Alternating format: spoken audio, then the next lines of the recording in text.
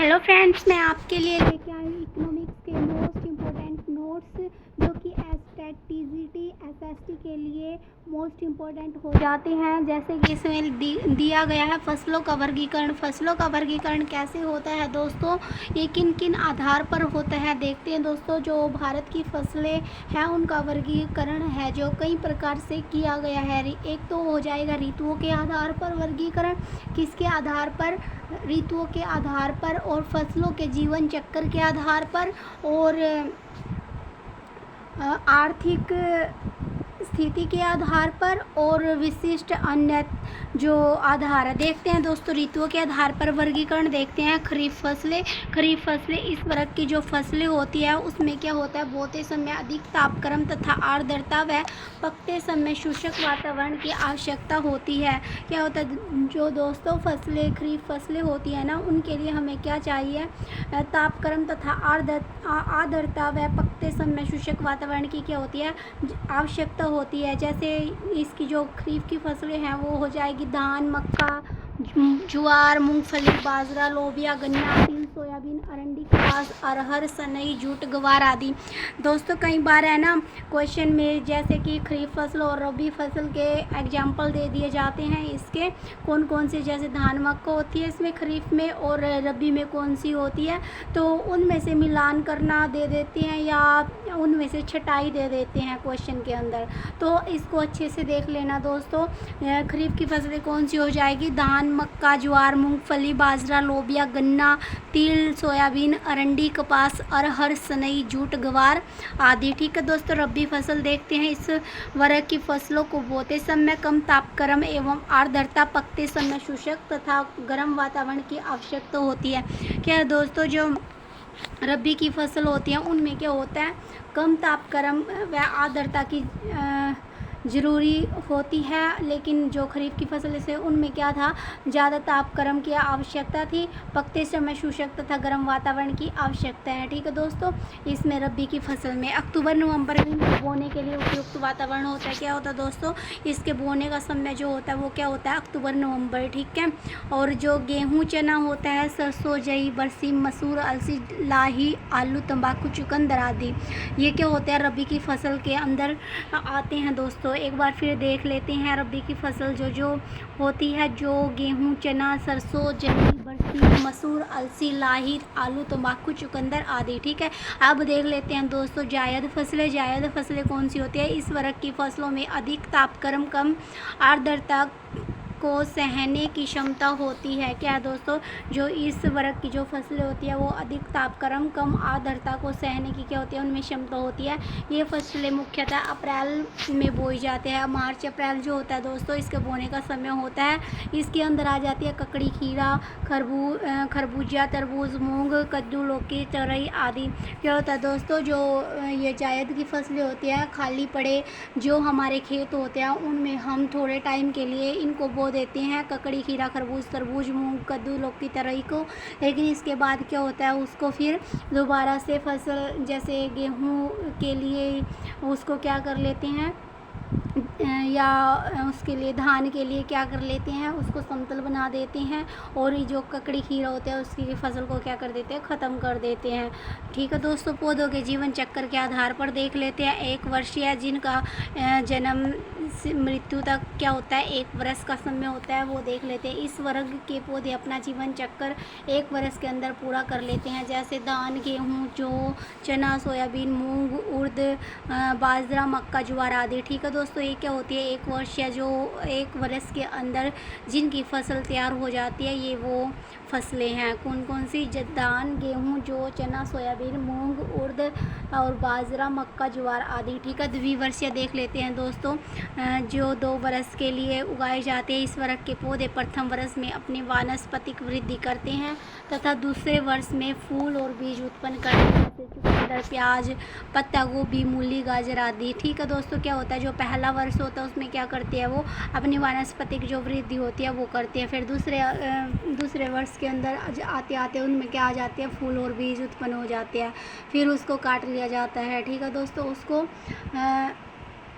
ले लिया जाता है, जैसे चुकंदर हो गया, प्याज होगा, पत्ता गोभी, मूली, गाजर आदि। ठीक है दोस्तों, बहुवर्षीय देख लेते हैं जिसमें अनेक वर्ष लग जाते हैं। इस प्रकार के पौधे अनेक वर्ष तक फल व बीज देने के बाद भी अपना जीवन चक्र जारी रखते हैं। इस प्रकार के पौधों को क्या कहते हैं? बहुमुखी पौधे कहते हैं, जैसे लहसुन, हाथी घास, गन्ना, शकरकंद और लहसुन, नेपियर आदि। ठीक है दोस्तों, क्या होता है?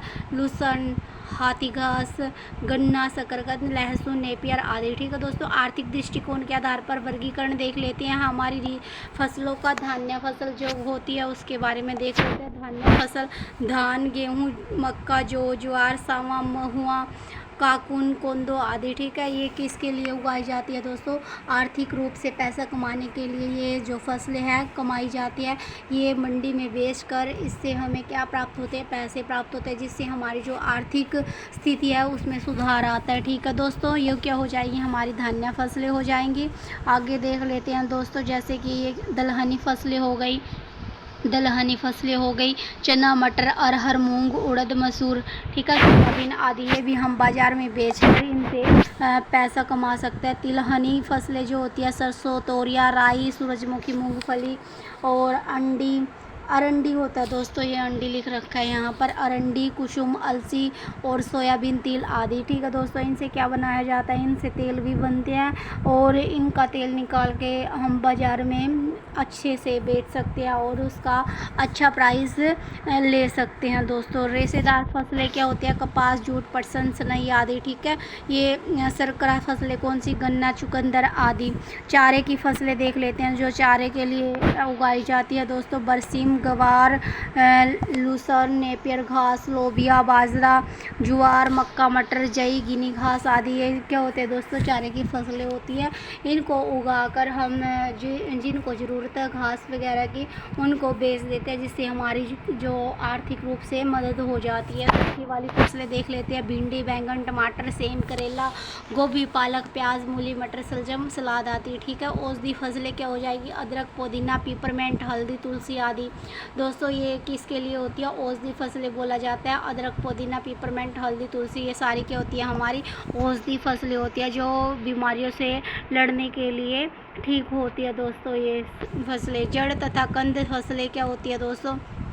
आलू, शकरकंद, चुकंदर, गाजर, मूली आदि। ठीक है, ये क्या होती है? जड़ तथा कंद फसलें होती है दोस्तों। ये किस के अंदर होती है? मिट्टी के अंदर उगाई जाती, मिट्टी के अंदर ही होती है दोस्तों। बाहर इसका वो पेड़ आ जाता है और अंदर की तरफ इसका फल आता है। ठीक है दोस्तों, मसाले वाली फसलें देख लेते हैं। जीरा, धनिया, अजवाइन, पुदीना, सौंफ, हल्दी, अदरक, प्याज, मिर्च, लहसुन, तेजपात आदि। उदीपक फसलें क्या हो जाएगी? चाय, तम्बाकू, कॉफ़ी आदि। ये क्या हो जाएगी? उदीपक फसलें हो जाएगी। और फल वाली फसलें देख लेते हैं दोस्तों। फल वाली फसलें कौन सी हो जाएगी? खरबूजा, तरबूज, खीरा, ककड़ी। ठीक है, आदि हो जाएगी। आगे देख लेते हैं फसलों का विशिष्ट वर्गीकरण देख लेते हैं दोस्तों। फसलों का विशिष्ट वर्गीकरण। कवर क्रॉप, ऐसी फसलें जो भूमि को ढक कर रखती है।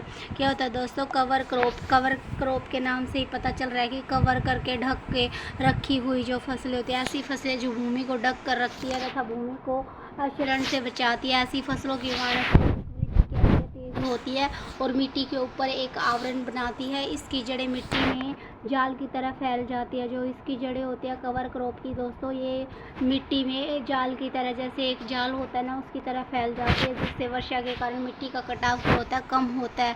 जैसे उड़द, मूंगफली, पैराग्रास, शकरकंद, लोबिया आदि। ठीक है दोस्तों, ये क्या हो जाएगी? कवर क्रॉप हो जाएगी। कंटूर क्रॉप देख लेते हैं दोस्तों। कंटूर क्रॉप क्या हो जाती है? कंटूर क्रॉप कौन सी रेखाओं पर या इन रेखाओं के अनुरूप उगाई जाने वाली फसलें कंटूर क्रॉप कहलाती है। क्या होता है दोस्तों? जो समुच्चय रेखाओं पर और इन रेखाओं के अनुरूप जो उगाई जाती है फसलें, उसको क्या बोलते हैं हम? Contour crop. ठीक है, जिसका उद्देश्य क्या है? भूमि तथा जल संरक्षण होता है दोस्तों। आगे देखते हैं बॉर्डर, इसको गार्ड क्रॉप भी बोलते हैं। बॉर्डर क्रॉप या गार्ड क्रॉप। ठीक है, कुछ फसलें खेतों के बॉर्डर के रूप में या जंतुओं से सुरक्षा हेतु मुख्य फसल के चारों ओर बॉर्डर के रूप में उगाई जाती है।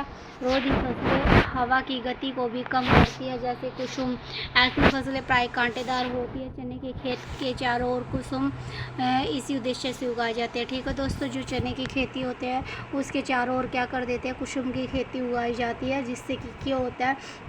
जो हमारे चने की जो खेती है उसमें बचाव महसूस होता है। ठीक है दोस्तों, आगे देख लेते हैं। आगे जो है दोस्तों कल की वीडियो में करेंगे, हम नेक्स्ट वीडियो में करेंगे, सॉरी अभी करूँगी मैं थोड़ी देर में। तो आई होप ये वीडियो आपको पसंद आई होगी, तो प्लीज़ वीडियो को लाइक कीजिए, शेयर कीजिए और कमेंट कीजिए। सो थैंक यू दोस्तों।